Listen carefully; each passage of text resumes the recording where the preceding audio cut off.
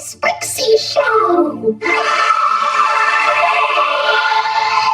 The first episode of the Sprixie Show. Today, we're gonna be looking at something so interesting and so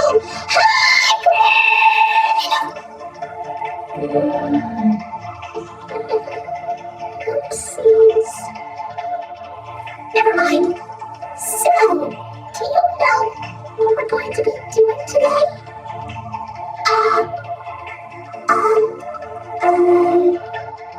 Olivia? You betcha! Are you excited? Because I'm excited. We're ready. Here we go. This is our first review. Welcome to Pooh Corner. It's a good place to start, huh? Agreed. I heard about this show. It's, well, totally orange. Please just calm down. It's okay. Mom, I don't want to hear about it anymore. Please, I don't like this show. I want to go home now. Can we just skip this review, please? Please. Anyway, let's continue with the review. Well, first of all, it looks like an innocent Winnie the Pooh show, huh? Well, it is. It's worth noting that this is the very first Winnie the Pooh TV series. And as you can see, it's live action. Who doesn't love live action? Okay, let's play it straight. Let's just take a look at some of the differences. The biggest difference is Winnie the Pooh himself. He looks like Winnie the Pooh, only some people think he's creepy looking. Well, the cartoon Winnie, he's kind of cute. As you would expect, that's his regular appearance. But the live action one in Pooh Corner, he's kind of, well, dare I put it, a little bit unnatural. I mean, his head seems a little too small, obviously because it's a costume, and people don't have that big of a head. And I don't know, just seeing him walk around in like full body when there's somebody in the costume, it's just, I don't know. And don't even get me started about those eyes. I don't know why they made his eyes look like that. I guess it's just so he can blink. Who can blink without those? And does anybody know what they all look like? I assume they look like something. It's probably because of how low budget they are that they can't really afford to make them look so good. You know what I'm ignoring?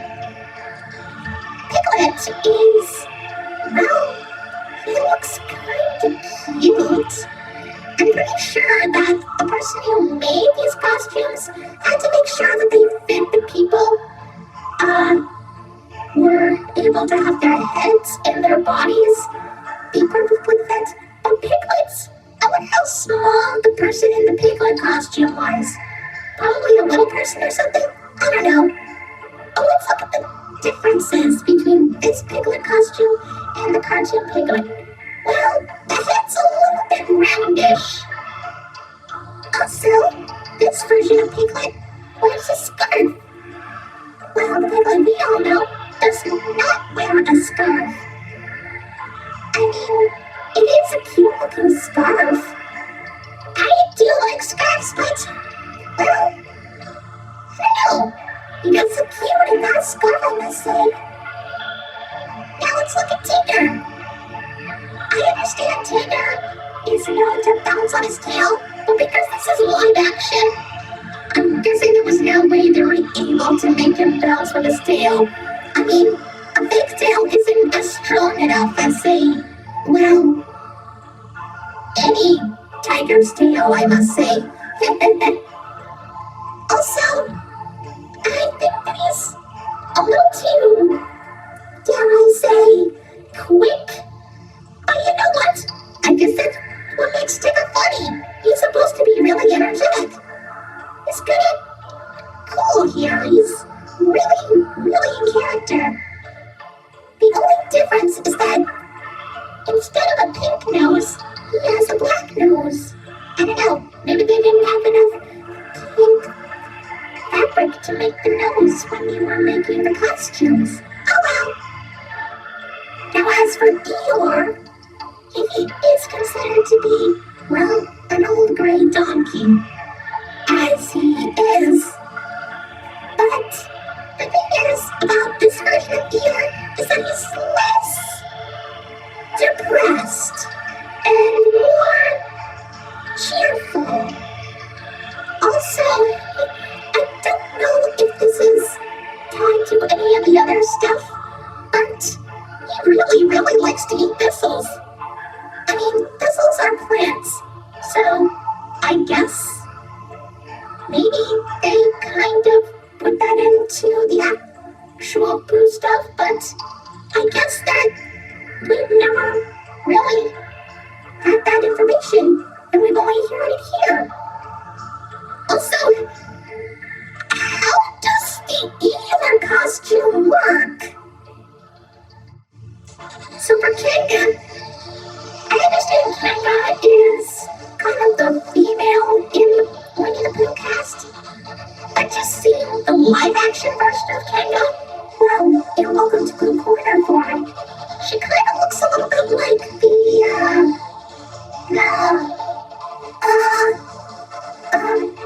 alright, let's move on. Will is, he's actually kind of cute. And that's all. Moving on. As for Rabbit, okay, going back to the costume proportions, and, well, the reason why they look like this is so they can fit the person in the costume. But for this, I feel like Rabbit looks a little bit too, wide. Well, the cartoon Rabbit is more, well, thin, I must say. Also, I noticed that Rabbit is less cranky than his original cartoon counterpart. Maybe the people who make the show just don't like Rabbit being a jerk. Finally, we have Owl. Owl, well, I'm guessing he's more of the, I don't know, he does have the gag of, or the running gag, I must say, much like Eeyore with the thistles. He likes to talk about his relatives. But you know what? Well, I'm guessing that's kind of a thing he could do. I mean, yeah, sure, he can be very mature in ways, but, yeah, just hearing him talk about his relatives is kind of amusing, I guess. But, yeah, I'll stick with that. I can understand. Gee, Green, I never knew that the characters had some interesting looks and personalities. It almost felt like that I missed something from the original stuff. Or should I say, the actual stuff that's been around for the longest. I know. And you, on the other hand, always respected them as creepy. But if you keep on looking at them, they might not seem creepy at all. They're actually kind of cute and really funny. Yeah, sure, it might be pretty low budget. They probably didn't have enough money. But I see them as just okay. They're supposed to be pure and sweet. And school. And they are just like in here. I'm not sure about that, because look at this. Yes, with Pooh. Exactly. PSAs. We need to talk about them. Why are you wearing glasses? Oh, you know what? I don't know. According to this, it seems that they did use PSAs for educational children for schools. They talked about school bus safety and stranger danger. Oh, that's nice. I guess it wouldn't be. Wait, what? Scuba safety etiquette and stranger danger? Are you telling me that they also educate children at school?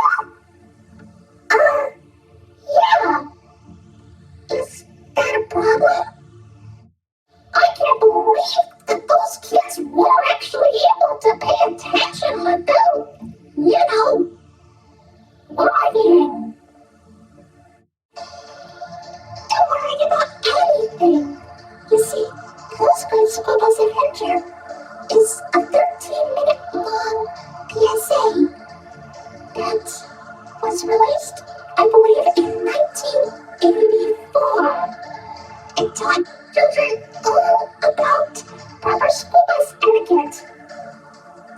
Well, what the plot is that the gang boards the school bus to deliver a forgotten school lunch to Christopher Robin, which I believe is the only time he was ever addressed to in the show.